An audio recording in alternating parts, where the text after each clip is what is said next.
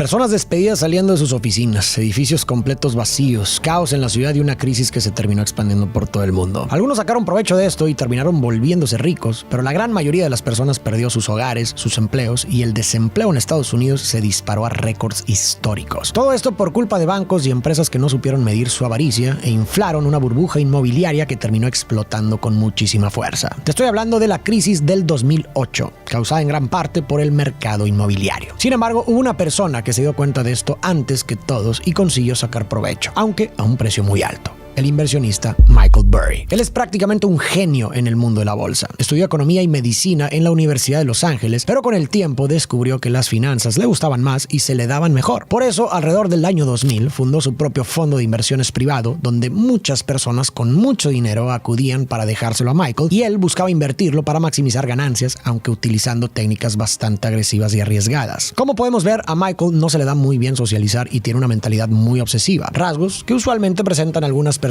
dentro del espectro autista, y Michael no es la excepción. En la película también lo retratan como alguien que escucha heavy metal a todo volumen y toca la batería, lo cual es 100% verídico. Aquí hay una foto de él en su oficina, la cual es igual de caótica que en la película. Sin embargo, a mediados del 2003, Michael nota algo muy extraño. Observa que los bancos están entregando hipotecas con muchísima facilidad, incluso a personas sin ingresos estables. Muchas de esas hipotecas tienen condiciones peligrosas, como tasas de interés que podrían subir en cualquier momento y harían que las personas no pudieran seguir pagándolas. La subida de estas tasas no era una certeza, pero Michael Burry logró leer bien el mapa. Sabía que la economía venía saliendo del atentado del 11 de septiembre y de la crisis de la burbuja de los .com, por lo que las tasas de interés estaban artificialmente bajas para incentivar la economía. Pero eso era algo que cambiaría pronto. Por lo tanto, Michael se pone a investigar decenas de miles de hipotecas que están dentro de un instrumento de inversión llamado bono hipotecario, el cual contiene hipotecas de miles de personas, aunque eso te lo explicaré mejor en un momento. Y lo que encuentra, después de examinar estas avalanchas de números en pantalla, es alarmante. El Dr. Michael Burry concluye que el sistema y todo el mercado inmobiliario está al borde del colapso. Llega a la conclusión de que lo más sensato es apostar en contra del mercado inmobiliario de los Estados Unidos. Una decisión que muchos verán como tonta, pero que está por salvar a Michael de ser golpeado por una de las mayores crisis económicas que el mundo haya visto.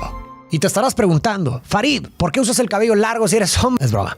Te estarás preguntando, Farid, ¿cómo que apostar en contra? En una inversión normal en la bolsa, compras una acción esperando que su valor suba. La compras barata y luego la vendes cuando está más cara para ganar dinero. Por otro lado, apostar en contra o vender en corto es una estrategia que se usa cuando alguien cree que el precio de una acción va a bajar. Primero se pide prestada una acción que no es tuya, por ejemplo, de un fondo, y se vende de inmediato al precio actual, digamos 100 pesos. Luego esperas a que baje. Si el precio cae, por ejemplo a 60 pesos, la compras de nuevo por ese valor, la devuelves a quien te la prestó y te quedas con los 40 pesos de diferencia como ganancia. Pero ojo, si el precio sube en lugar de bajar, tú igual estás obligado a recomprarla para devolverla, pero ahora te cuesta más. Y como no hay límite en cuánto puede subir una acción, la pérdida también puede ser infinita. Ahora, Michael sabe perfectamente que no puedes apostar contra el mercado inmobiliario como lo harías contra una acción, porque nadie te va a prestar su casa para que la vendas. En su lugar, lo que hace es usar un instrumento financiero llamado swap de incumplimiento crediticio, o CDS. Básicamente es un seguro que te paga si muchas personas dentro del bono hipotecario dejan de pagar sus hipotecas. Pero si la suficiente cantidad de personas sí cumple con sus hipotecas, pierdes lo que pagaste por ese seguro. La idea de Burry es comprar un montón de estos swaps en contra de los bonos con las hipotecas más riesgosas o subprime, llamadas así porque son las que se les dan a personas con peores historiales crediticios. Pero, ¿por qué los bancos arriesgarían a prestar tanto dinero a personas inestables? Este es otro concepto importantísimo y la película lo sabe. Por eso emplea a Margot Robbie en la bañera para explicarlo detenidamente. Pero como yo no tengo bañera, ni el contacto de Margot Robbie, le pedí a mi hermano Maurice que lo explique.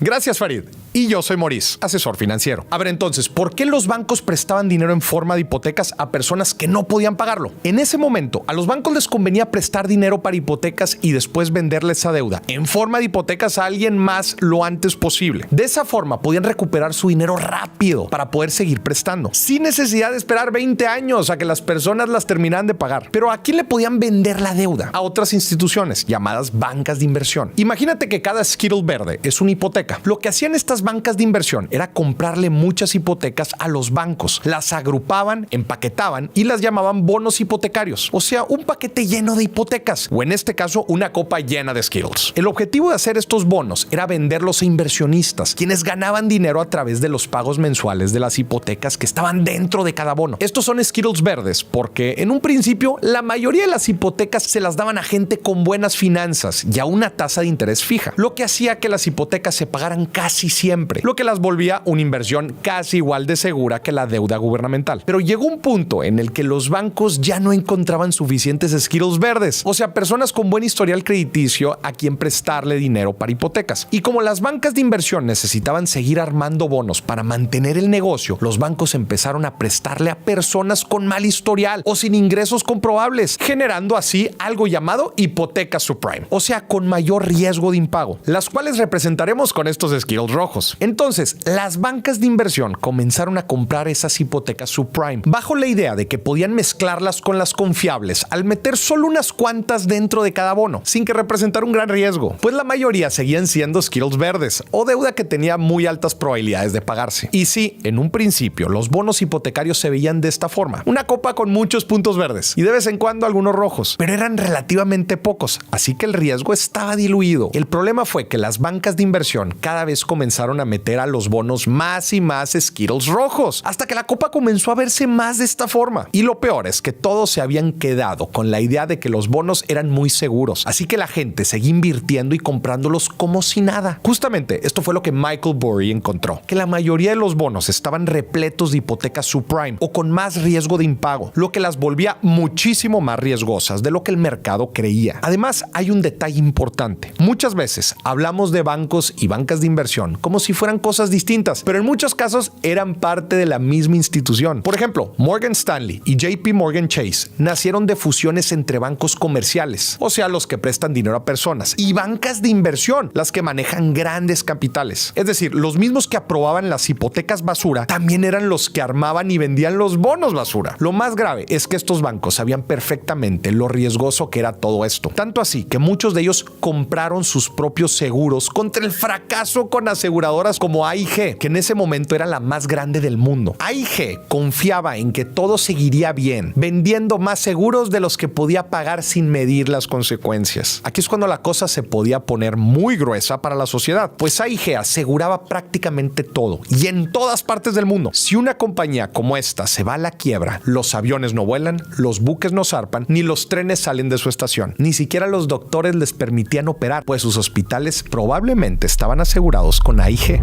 Burry le comunica todo esto a su mentor Lawrence Fields, uno de sus socios más cercanos en Zion Capital, quien claramente está en desacuerdo con el plan. Históricamente, el mercado inmobiliario ha sido considerado como algo muy seguro, pues no ha colapsado desde la Gran Depresión. Y en este momento, la economía de Estados Unidos está por los cielos. Aún así, Burry está seguro de que los números no mienten y que una crisis terrible se aproxima, por lo que continúa con su plan. Empezando el 2005, Burry hace citas con todos los grandes bancos de Wall Street y comienza a comprar millones y millones de dólares en swaps o seguros contra el fracaso. Los bancos aceptan su inversión sin pensarlo dos veces porque, como mencionamos, todos creen que las hipotecas son sólidas y por lo tanto creen que este señor ha perdido la cabeza y simplemente está regalando el dinero. De hecho, podemos ver cómo entre ellos mismos se secretean y se hablan sin poder creer la tontería que están haciendo y hasta se burlan de él una vez que sale de las salas de juntas. Después de algunas semanas, Michael termina comprando 1.3 mil millones en swaps, pero no con su dinero, claramente, sino con el dinero de sus clientes, quienes le dejaron gran parte de su patrimonio para que Michael lo administre. Todo esto sin contarles nada. Además, algo importante a mencionar es que, al igual que en un seguro de auto, para mantener vigentes estos swaps, Burry va a tener que hacer pagos de hasta 90 millones a los bancos cada mes. Esto no le gusta nada a Lawrence ni a sus demás inversionistas en Zion Capital, que empiezan a inundar el correo y los teléfonos de Burry, confundidos, enojados y aterrados por lo que este hombre está haciendo con el dinero que le confiaron. Incluso los empleados de Burry empiezan a buscar otro trabajo, ya que piensan que su jefe se ha vuelto loco y está destruyendo el fondo. Piensan que es imposible que el mercado inmobiliario colapse. Al principio todo es a distancia, cosa que Michael puede ignorar, pero no pasa mucho tiempo antes de que Lawrence y otros socios se presenten ahí para exigir que les regrese su dinero. Lo bueno para Burry es que los contratos que firmaron sus inversionistas le dan la libertad de usar sus fondos como a él le parezca mejor y no pueden simplemente retirar todo su dinero. Lo malo es que sus inversionistas sí pueden retirar suficiente dinero para que el pago de las primas los deje en bancarrota antes de lo que Burry había calculado. Aún así, muchos como Lawrence no se van a conformar con eso, pues piensan demandar a Burry antes de que pierda todo lo que no es suyo, o al menos eso creen ellos. Burry es bastante diligente escribiendo y actualizando en el pizarrón de la oficina el porcentaje de ganancias del fondo. Por el momento, el valor del fondo de inversión está en números positivos, lo que significa que Burry aún le genera ganancias gracias a los inversionistas, pero pronto esto va a cambiar. Por otro lado, los banqueros que le vendieron millones de dólares en swaps a Burry salen a celebrar. Y es en una de estas celebraciones donde conocemos a otra parte esencial de esta historia, Jared Bennett, un banquero de Deutsche Bank, uno de los 5 bancos más grandes de Wall Street. Jared es extraño para los estándares de Wall Street, pero por razones muy diferentes a Burry. Es sumamente interesado y no tiene lealtades hacia nada más que a sí mismo y su dinero. Pero a diferencia de todos los demás, a Jared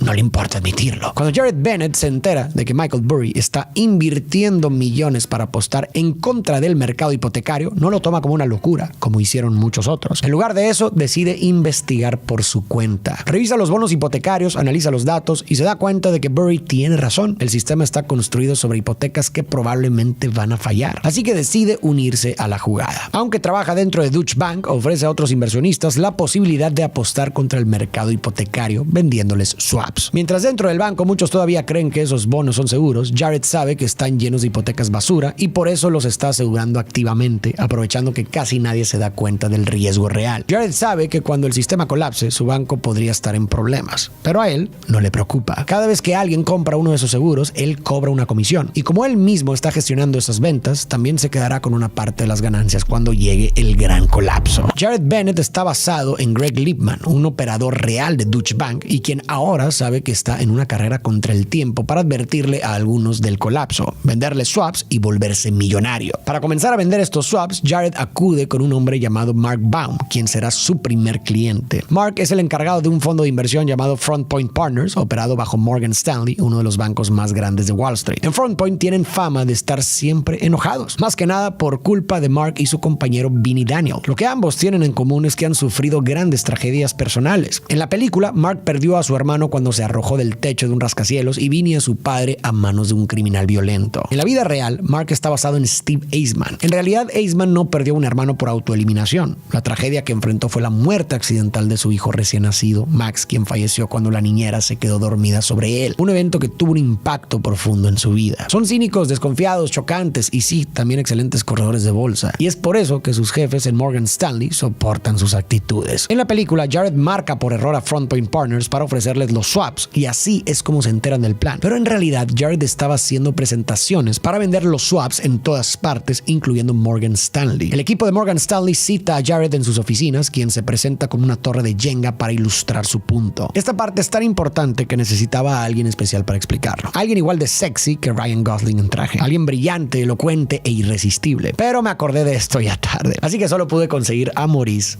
otra vez. Muchas gracias, Farid. La neta, mejor ni me hubieras invitado. Esta es una de las escenas más famosas de la película, pero aquí también las cosas se ponen complejas, así que atento. Jared explica lo que ya sabemos. El mercado inmobiliario de los Estados Unidos, representado por la torre de Jenga, está sostenido en una serie de préstamos sumamente riesgosos con más esquiros rojos que verdes. Y es solo cuestión de tiempo para que estos préstamos riesgosos o hipotecas subprime fallen y la torre se derrumbe. Aquí es donde Jared introduce algunos conceptos nuevos que pueden sonar complejos, pero son clave para entender cómo se sostuvo el engaño durante tanto tiempo. Y estos conceptos son los tramos, los CDOs y las agencias calificadoras. Primero, lo más fácil. Las agencias calificadoras existen para decir qué tan segura o riesgosa es una inversión. En la torre que Jared muestra, cada pieza tiene una letra. AAA significa que es muy segura. B significa que es mucho más riesgosa. Pero hay un problema grave.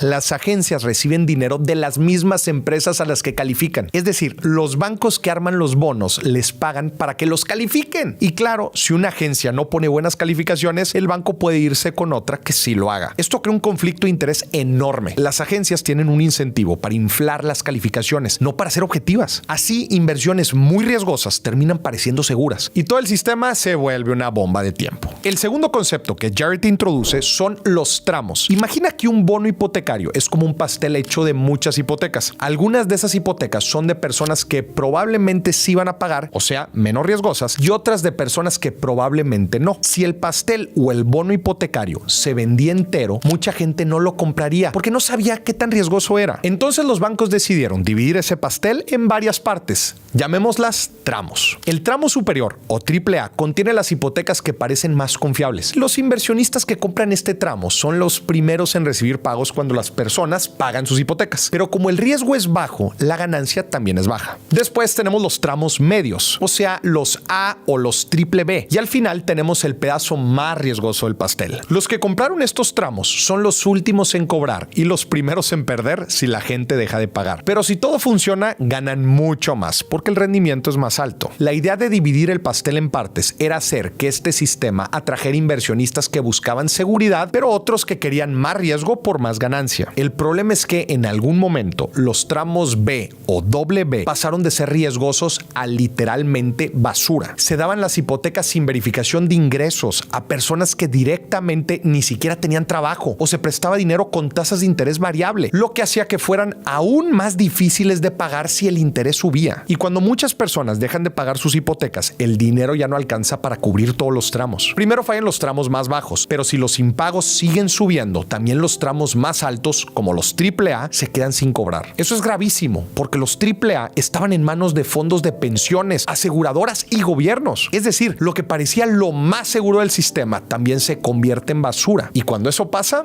todo colapsa. Y por último están los CDOs. Sí, ya sé, suena complicado. Aquí es donde de verdad se enreda todo, pero también donde descubrimos que la avaricia no tiene límites. Un CDO es básicamente un nuevo bono hipotecario hecho de tramos de bonos que no se vendieron. Es decir, es un bono hecho de sobras de otros bonos, pero no de cualquier tipo de sobras. Estaban hechos de los tramos B o B, o sea, basura. Pero lo que hacían las bancas de inversión era agrupar todas esas sobras, juntarlas en un nuevo bono y le pagaban a una calificadora para que las puntuara como súper seguras. La calificadora se agarraba del argumento de que estaban muy diversificadas y por eso eran seguras, solo para después ponerle una calificación de doble o hasta triple A, cuando en realidad era basura muy bien reempacada. Y esto lo hacían con el fin de no perder dinero con los tramos basura que no se vendieron en primer lugar. Y si te preguntas por qué nadie se detenía a preguntarse si esto era un error, era porque todo el mundo ganaba dinero. Los bancos, las calificadoras, los vendedores, así que nadie hacía preguntas. Y esto es solo el principio. Las cosas están a punto de ponerse peor. Hasta aquí llego yo. Si quieres seguir aprendiendo sobre finanzas personales, economía y negocios, abajo de este video te dejo la liga para que me sigas en mi canal @morisdieck. Espero nos veamos pronto.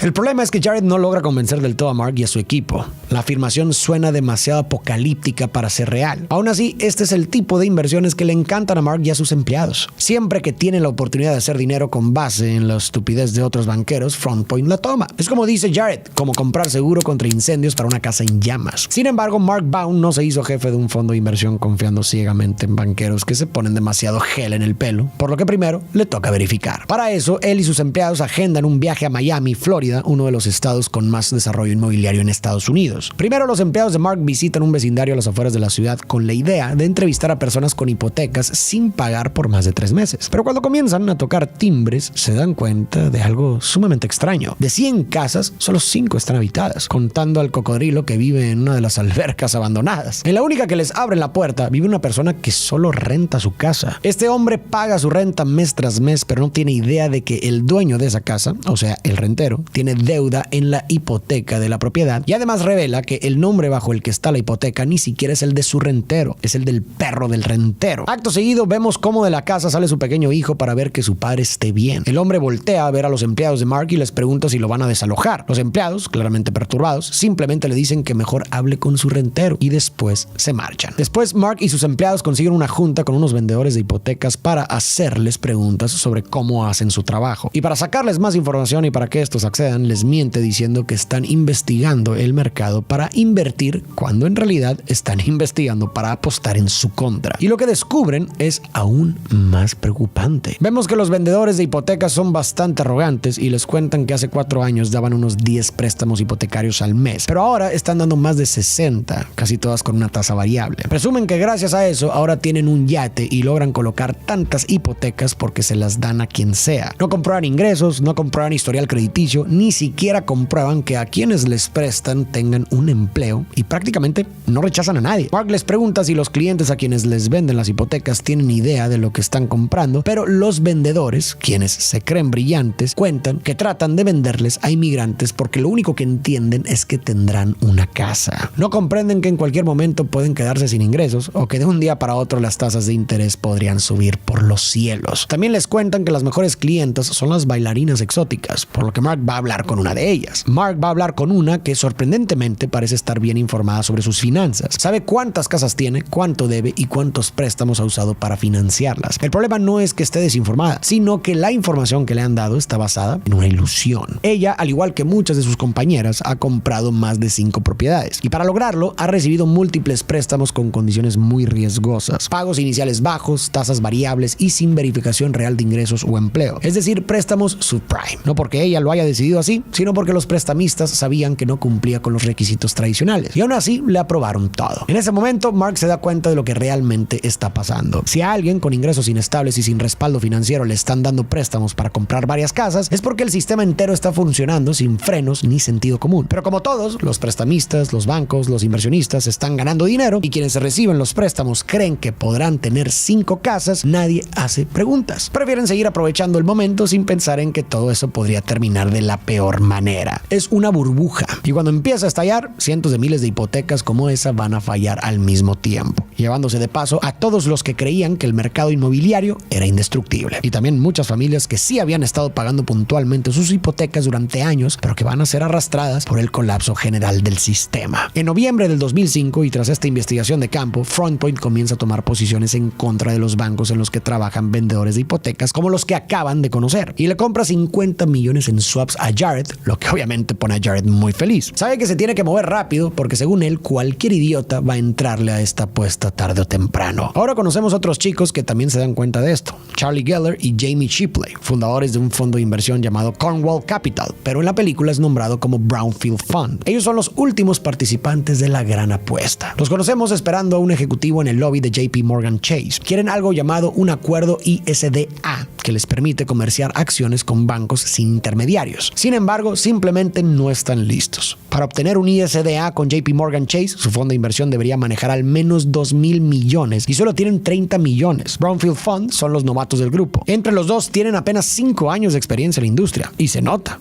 aunque les ha ido bastante bien. Su estrategia es enfocarse en inversiones baratas, pero con enormes ganancias. Las inversiones que nadie en Wall Street piensa que pueden funcionar. Para este momento, los swaps de Burry se están haciendo famosos en el mercado y este plan les cae como anillo al dedo a Brownfield Fund. Se mueren de ganas por participar, así que ahora más que nunca necesitan un ISDA. Para poder conseguirlo, acuden a Ben Ricker. Él es el vecino de Jamie, un corredor de la bolsa para Deutsche Bank en Tokio, y tiene toda la experiencia y contactos que a los chicos de Brownfield les hacen falta. El hecho de que la economía esté a punto de enfrentar un colapso no le sorprende, pues siente que es cuestión de tiempo para que la sociedad se desmorone por completo, y aunque está retirado y salió de la industria asqueado de la ambición y corrupción, está dispuesto a ayudarle al fondo de los chicos a conseguir un ISDA con los grandes bancos. El retiro de Ben es una pequeña ficción de la película. En realidad, al convertirse en padre, convence a sus jefes en Deutsche de dejarle trabajar desde donde sea y así regresar a Estados Unidos. Eventualmente renuncia a este trabajo para unirse al fondo de los chicos, ya que se siente más cómodo con ellos. Finalmente, con un ISDA en sus manos, Brownfield Fund puede comprar todos los swaps que quiera para apostar en contra del mercado inmobiliario, y en mayo del 2006 compran 110,000 en seguros, la mayoría de Bear Stearns, uno de los bancos de inversión más importantes de Wall Street en ese momento. Ahora repasamos. Para este momento todos los jugadores han colocado sus apuestas. El mercado inmobiliario está estirado como una liga a punto de reventar, y cada mes que pasa y que no revienta, todos deben pagar mensualidades enormes al banco para mantener activos sus swaps. El 11 de enero del 2007 los incumplimientos en pagos en las hipotecas llegan a un número récord, pero aún no hay crisis. Y esa basura, a la que llaman CDOs, siguen subiendo de precio incluso cuando la mayoría de las hipotecas que los conforman ya fallaron. Lo peor es que las agencias calificadoras no han hecho ningún cambio a sus calificaciones para reflejar esto. Las primas mensuales están hundiendo a nuestros protagonistas. Las oficinas de Burry están cada vez más vacías y el número en el pizarrón que anuncia el valor de su fondo ahora está cayendo cada vez más. Por su parte, Brownfield, el fondo de los chicos, está agonizando por las pérdidas a causa de pagar mes tras mes por los swap. Pero FrontPoint, el fondo de Mark, se involucra más. Mark y Vinny hacen una cita con Standard & Poor's, una de las agencias calificadoras, para preguntarles qué está pasando. La señora que los atiende tiene puestos lentes de sol médicos como los que se usan después de una cirugía para ver mejor.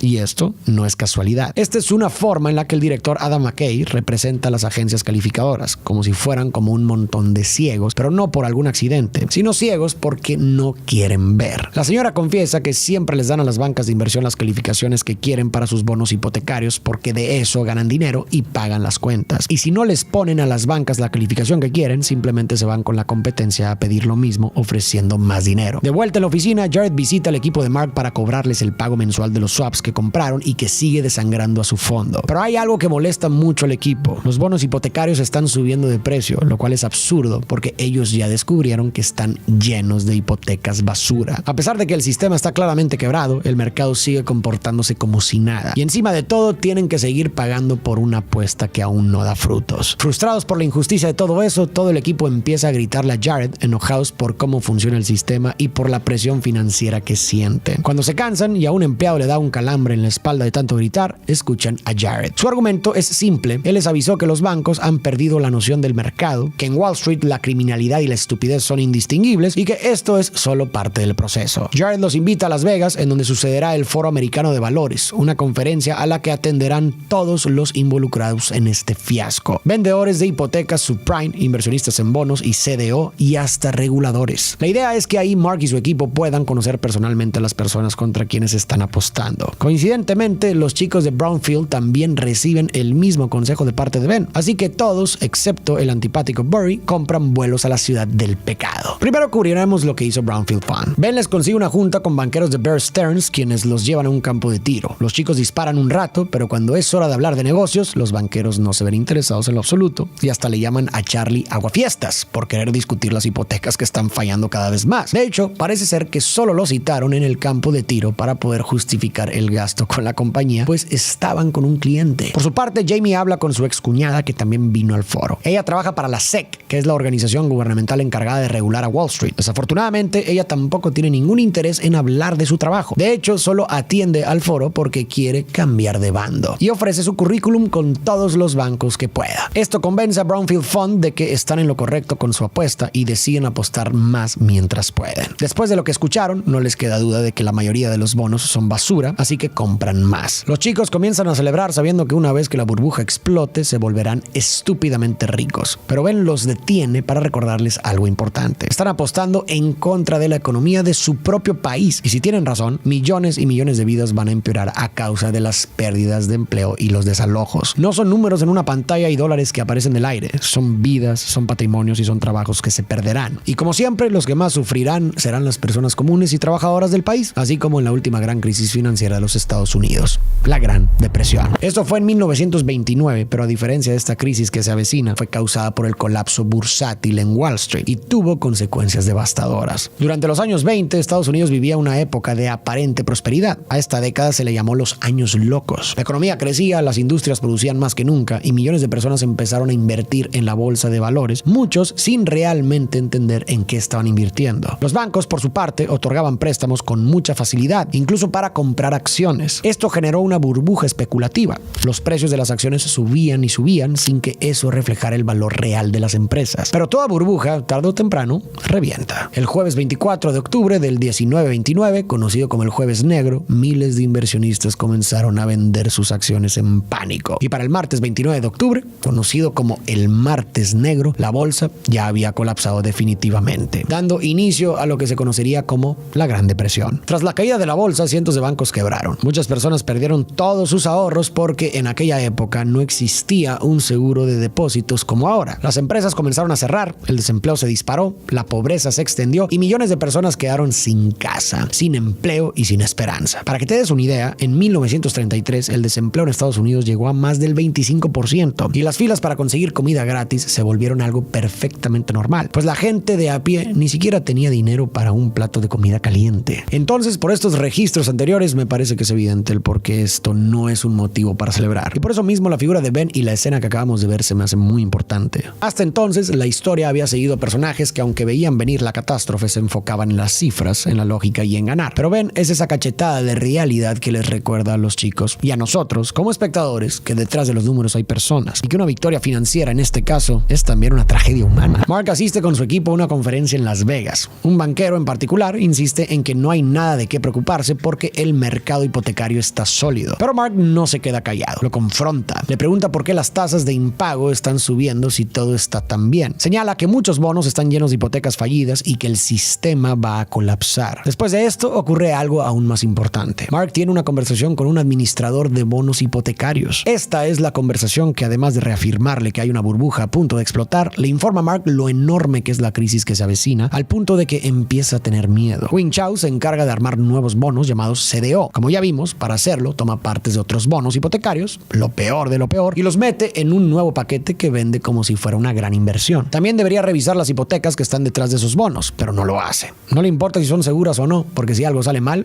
él no pierde. El que pierde es quien compra ese bono. Y aquí viene lo más grave. Wing Chao también participa en un tipo de bono aún más peligroso llamado CDO sintético. Esto no está formado por hipotecas reales, sino por apuestas sobre si otros bonos van a fallar o no. Es como si la economía se convirtiera en un casino. Unos apuestan a que todo irá bien, otros apuestan a que todo va a colapsar y detrás hay más personas apostando sobre el resultado de esas apuestas. Como lo explica la película con un ejemplo de Selena Gómez. Es como apostar si va a ganar su mano de blackjack y luego alguien más apuesta sobre esa apuesta y otro más apuesta sobre la segunda, así una y otra vez. El problema es que todo eso está basado en el mismo mercado de hipotecas subprime. Entonces, si ese mercado cae, no solo se pierde la inversión inicial, sino todo el dinero de todas esas apuestas que puede ser 20 veces mayor. Y la mayoría de los inversionistas estaban apostando a que los CDO sintéticos no iban a fallar por dos razones. Primero, las agencias calificadoras les daban la máxima calificación, AAA, haciéndolos parecer muy seguros. Pero ya vimos que estas agencias sirven para lo mismo que a mí me sirve un sostén. O sea, para nada. Y segundo, los inversionistas confiaban en la idea de que el mercado inmobiliario nunca cae, porque la gente siempre pagará su casa. Y ya vimos que por la forma en la que los bancos dan las hipotecas, esta regla está a punto de cambiar. Cuando Mark comprende la magnitud del colapso que se avecina, algo en él se quiebra. Es más que una crisis financiera. Se trata de un fraude masivo con consecuencias humanas. Se queda en silencio, como si la fe en el sistema y en la gente encargada de administrarlo se le hubiera escapado del cuerpo. Un mes después, el resultado de las apuestas es el siguiente. El mercado inmobiliario es el perdedor. Countrywide, uno de los bancos que creaba más hipotecas subprime, anuncia pérdidas masivas y sus acciones caen en picada. Poco después, declaran bancarrota.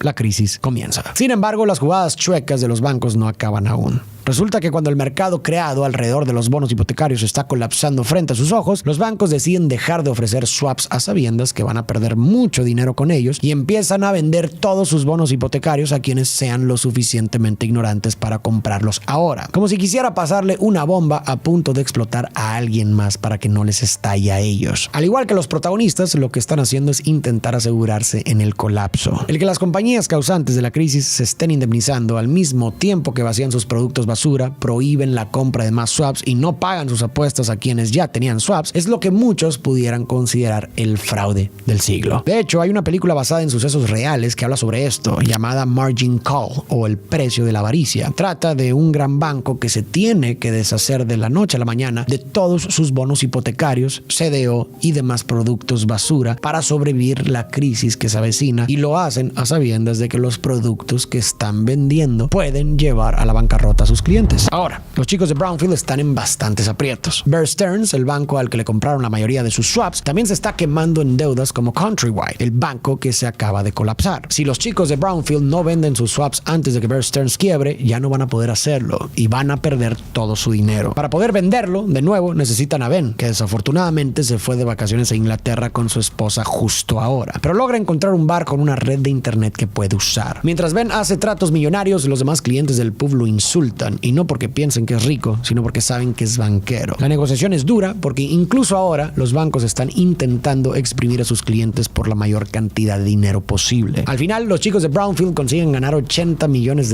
por su apuesta en contra del mercado inmobiliario. Por su parte, Michael Burry también logra vender sus swaps y genera $2.69 mil millones para Sion Capital y sus inversionistas. Una vez que gana, le envía un correo a su socio Lawrence, el mismo que no creyó en él, para avisarle de estas enormes ganancias, y termina su comunicado con un de nada. Por otro lado, Jared Bennett también se sale con la suya y recibe un cheque de casi $50 millones, recordándonos que él nunca afirmó ser el héroe de la historia, solo un jugador más. Pero la historia del fondo de Mark es un poco diferente. En estos momentos, su compañía madre, Morgan Stanley, está sufriendo pérdidas de $15 mil millones a causa de uno de sus corredores inconscientes. Y si Morgan Stanley se va a la quiebra, Front Point, el fondo de Mark, también. Morgan Stanley necesita comprarle sus swaps y rápido. A pesar de eso, Mark se resiste fuertemente a venderlos. Ahora que la crisis ha llegado, se siente sucio al pensar que se va a hacer millonario cuando todos a su alrededor sufren. El 14 de mayo del 2008 se agenda un debate entre Mark y Bill Miller, un famoso inversionista y ferviente creyente en la economía de los bonos hipotecarios. Bill Miller cree que todo esto es un pequeño tope y que en cualquier momento esta supuesta crisis va a terminar. Además, habla con mucha seguridad de que el banco de inversión Bear Stearns está más sano que nunca. Pero mientras discuten, las acciones de ese banco caen casi a la mitad de lo que valían cuando empezó el debate. Y tan pronto terminan, la audiencia entera huye despavorida para tratar de retirar su dinero invertido. Unos cuantos meses después, el 15 de septiembre del 2008, varios de los bancos más grandes de Wall Street, incluyendo Lehman Brothers, uno de los más viejos de la historia de los Estados Unidos, caen en bancarrota. Ahora no hay una sola alma que pueda negar el efecto de la crisis. Mark finalmente decide vender sus swaps después de enterarse de que habría rescates del gobierno hacia varios de los bancos, como Goldman Sachs, Morgan Stanley y Merrill Lynch, por mencionar algunos. Le dice a su compañero Vinny, ya nada importa, véndelo todo. Instantes después, la película nos muestra al hombre de la casa de Florida, pero esta vez ya no está pagando la renta en su casa. Ahora vemos con tristeza que ha sido desalojado y tiene que vivir con su esposa y su pequeño hijo en un automóvil. Las consecuencias de la crisis del 2008 fueron devastadoras. Cuando la burbuja estalló, los primeros en caer fueron los grandes bancos de inversión que habían apostado con todo en los bonos hipotecarios. El más sonado fue Lehman Brothers, que quebró en septiembre de 2008, generando un efecto dominó en los mercados. Otros como Bear Stearns y Merrill Lynch fueron absorbidos a toda prisa por otros bancos para evitar el colapso total. Miles de trabajadores financieros fueron despedidos de la noche a la mañana. Oficinas cerraron, proyectos se congelaron y en Wall Street cundió el pánico. Aquí podemos ver videos reales de ese año donde los oficinistas tienen que caminar de regreso a sus casas con las cajas con sus pertenencias, pues el banco en donde trabajaban o el puesto que ocupaban probablemente dejará de existir. Las noticias se llenan de gráficas y valores de acciones desplomándose. Los presentadores de los noticieros no se pueden ni creer lo que está sucediendo, pues la magnitud de estas caídas no tienen precedentes. Mientras los bancos colapsaban, la gente común sufría aún más. Como bien lo vimos al inicio del video, las hipotecas con tasa variable empezaron a subir y en consecuencia muchas personas no pudieron pagarla. Como resultado, más de 10 millones de personas perdieron sus casas y familias completas fueron desalojadas. Así como la que vimos en la película, pero no una ni 10, fueron millones. Algunas comunidades incluso quedaron llenas de casas vacías y calles abandonadas. A medida que el sistema financiero se tambaleaba, toda la economía real entró en recesión. Se congelaron los créditos, empresas dejaron de invertir y contratar, miles de negocios cerraron y el desempleo en Estados Unidos alcanzó el 10%,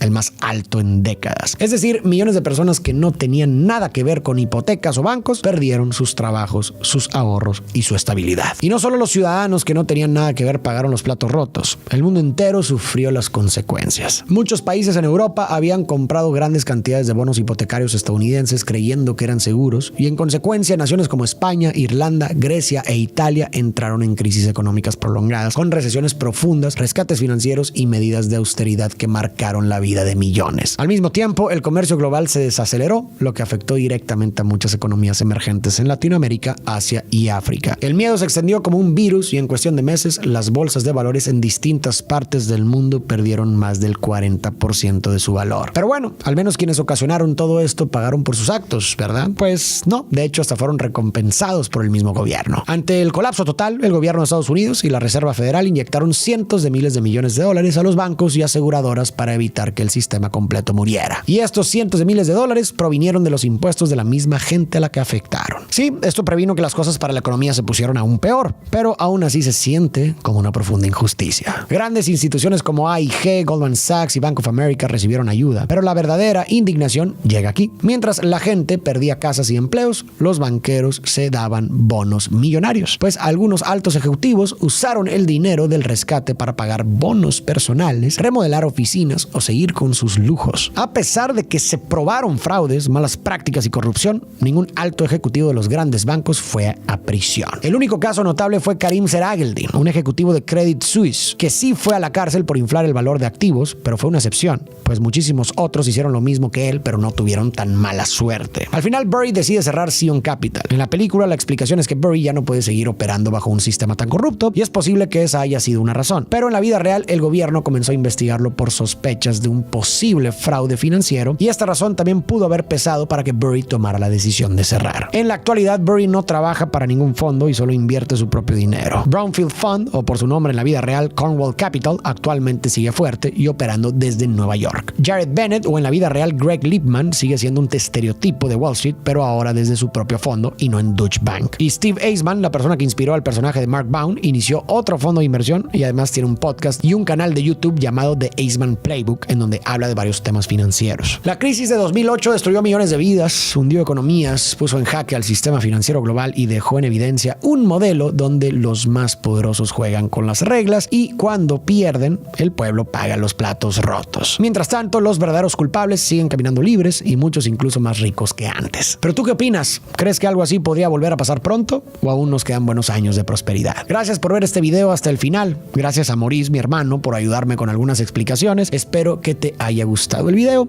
y tú y yo nos vemos en el próximo.